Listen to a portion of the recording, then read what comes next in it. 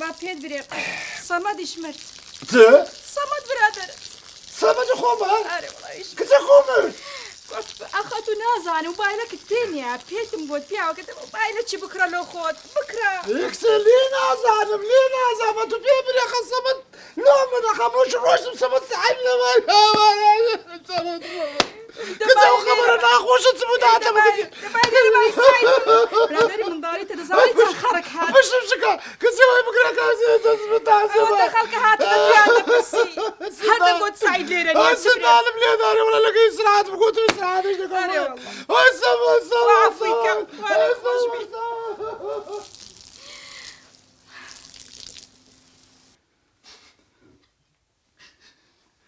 تو سريعة مناكي هنا صالك يا شيخ غريقة قوت مياه براي خو ما وانا قريم بوي الفاتحة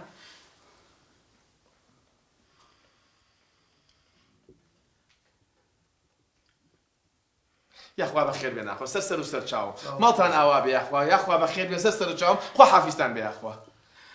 بخوينا روي كورا بابا حسن بو خاتي خو ايشمانيا كارمانيا كاكا من حفتيك مردون بو تعزيوا بخوي من أول إنجاز ما قلت له دوامي أو خوم لقبل أو تعزيك الديا من ممنوني افضل صوزياتم براستي اثباتها كدل صوزن دفر موسن بو ترى هسا كاكا دايم راي والله نانتانية حالتانية دبرو كاكا يقول نانتانية حالتانية روشي دوان سيان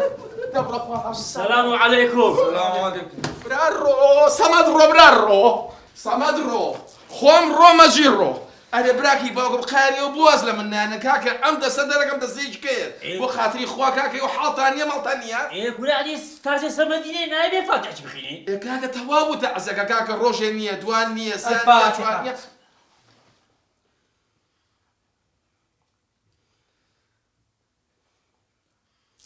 يا أخوة بخير خو حافظتان بيا أخوة قدمت على أسابيع عزيت مع الناون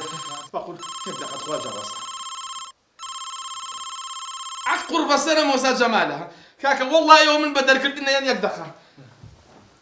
إيه دبيني وراني تيامي تين. والله ببي وبي خزاني لمالني اللي هو كباب سفري ما بخوا وكويا كم روش باي درجة يم وسا جمال بقربانه بما هاتو خو عجز مكا باور رهبي قتال بيني وقتال او خليك هو مالي ما كورە کاکە تۆ خۆت ڕووداوە پێیان کورە منە زانم ئەو مەجموعەیەکێ بەس بۆ خواردن نەڕۆنە شوێنان کاکە تۆ ئەوەنە مەسرفت کردوونەوە خواردنی خۆشت داوە پێیان بۆیە فێر بوونە باوكم والله وبلا دري شانكم نار وسا جمال شلي بكم کورە کاکە بەخوانیە خۆت کابراایەکی بێغیرەتی ئێستا بچۆ بۆلایەن بڵێ خواردنیە بزانێ یەک کەس لەوێ ئەمێنێ كاكا ازايش معنا فير بون كاكا اقرن لك شو تعزيه هبي خويا كان بتعزيك لا خويانين اقرين بس بوي باري نان بخون بو خاطر خويا ما شون حال کورە کاکە تۆ قسەی من دووبارەکەی تۆ ئێوە نییە منیش ئاڵێم بڕۆ دەریان کە بڵێ خواحافیز بەخوا دەرتەکەم الشخ بكار بين موسى جمال